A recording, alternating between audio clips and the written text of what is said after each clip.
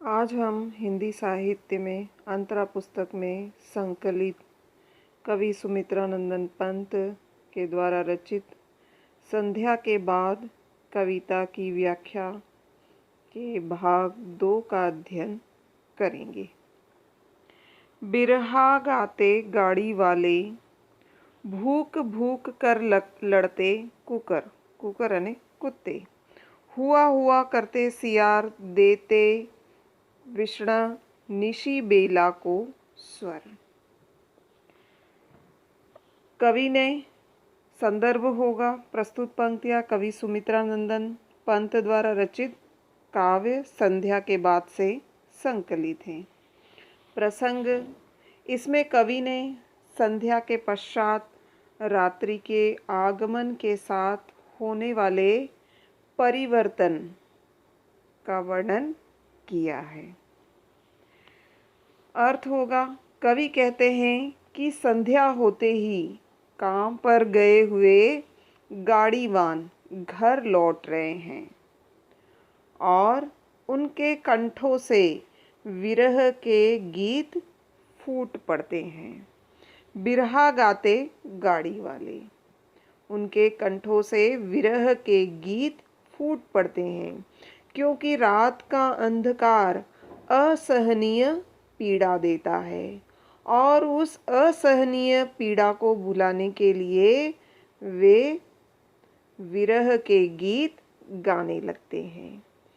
भूख भूख कर लड़ते कुकर, इस समय कुत्तों के लड़ने और भौंकने के स्वर सुनाई देते हैं। हुआ हुआ करते सियार, और जंगल में एक साथ मिलकर सियार के कंठ से हुआ हुआ के स्वर सुनाई देते हैं। देते विष्णु निशी बेला को स्वर। कवि कहते हैं कि इस प्रकार ये सभी विष्णु यानी दुखपूर्ण रात्रि को अपने स्वर देकर समर्थन प्रदान कर रहे हूँ, अर्थात उनके दुख में अपना दुख मिलाकर रात्रि को दुखी मन से सहानुभूति दे रहे हैं। माली की मड़ई से उठ, नभ के नीचे नभ सी धुमाली, धुमाली यानी धुएं की परत, और मड़ई यानी झोपड़ी, घास फूस की बनी हुई झोपड़ी, और नभ के नीचे यानी आकाश के नीचे। तो यहाँ पर कवि कहते हैं कि गांव के बाहरी छोर पर रहने वाले मालियों की घास फूस की झोपड़ी में भोजन की तैयारी के लिए जलाए गए चूल्हे से निकलने वाला धुआं, नभ के नीचे नभ सी धुमाली, निकलने वाला धुआं परत दर परत आकाश में छा जाता है। माली की मड़ई से उठ, नभ के नीचे नभ सी धुमाली। कवि कहते हैं कि गांव के बाहरी छोर पर रहने वाले मालियों की घास फूस की झोपड़ियों में भोजन की तैयारी के लिए जलाए गए चूल्हों से निकलने वाला धुआं आकाश में छा जाता है। मंद पवन में तिरती नीली रेशम की हल्की जाली। कवि कहते हैं कि उस समय ऐसा प्रतीत होता है जैसे हवा के झोंके से, मंद पवन यानी हवा के झोंके से आकाश में एक पारदर्शी हल्की नीली जाली, हल्की नीली रेशम की जाली बन जाती है या छा जाती है। बत्ती जला दुकानों में, उधर गांव के सभी व्यापारी अपनी छोटी दुकानों में, बैठ सब कस्बे के व्यापारी। कवि कहते हैं कि उधर गांव के सभी व्यापारी अपनी छोटी दुकानों में तेल से जलने वाली टीन की डिबरी जलाकर बैठे हैं। मौन मंद आभा में वे अपनी दुकान खोलकर मंद प्रकाश से युक्त बत्तियां जलाकर बैठे हैं। मौन मंद आभा में यानी धीमे प्रकाश में। धीमे प्रकाश में वे अपनी दुकान खोलकर बैठे हैं। हीम की ऊँग रही लंबी अंधियारी। इस प्रकार सर्दी की गहरी अंधेरी रात में दुकानदार दुकान खोलने के लालच में मंद प्रकाश से युक्त बत्तियां जलाकर बैठे हैं और खरीदने वालों की प्रतीक्षा कर रहे हैं। हीम की ऊँग रही लंबी अंधियारी। धीरे धीरे क्या हो रहा है? अंधेरा बढ़ रहा है। धुआं अधिक देती टीन की डबरी कम करती उजियाला। गांव में क्या होता है? प्रकाश का साधन, बिजली का साधन नहीं होने के कारण दुकानदार की जो टीन की डिबरी है, लोहे की जो डब्बी है जिसमें चिमनी बनाई गई है, वह धुआं अधिक उगलती है और उजाला कम देती है। और इस कम उजाले में ही दुकानदार खरीदारों की प्रतीक्षा करते हैं। मन से कड़ अवसाद श्रांति। उनके मन में निराशा और दुख है। आंखों के आगे बुनती जाला। क्योंकि क्या होता है? दुख क्यों है? क्योंकि छोटी सी दुकान से परिवार का पालन पोषण नहीं होता है। उस छोटी सी बस्ती में उनके द्वारा देखे गए, छोटी सी बस्ती के भीतर, उस छोटी सी बस्ती में उनके द्वारा देखे जा रहे धनवान बनने के जो सपने हैं, लेन देन के थोते सपने, यानी व्यापार करके धनवान बनने के जो सपने हैं, वो खोखले सिद्ध हो रहे हैं। दीपक के मंडल में मिलकर, कवि आगे बताते हैं कि वे देखते हैं कि दीपक के प्रकाश के उस घेरे में लेन देन के थोते सपने दीपक के मंडल में मिलकर मंडराते सुख दुख अपने। कवि बताते हैं कि उस छोटी सी बस्ती में उनके द्वारा जो स्वप्न देखे जा रहे हैं धनवान बनने के, वे स्वप्न बेकार सिद्ध हो रहे हैं। वे देखते हैं कि दीपक के प्रकाश के उस घेरे में, दीपक के मंडल में मिलकर मंडराते घिर सुख दुख अपने। दीपक के प्रकाश के उस घेरे में उनके सुख दुख प्रकाशित हो रहे हैं।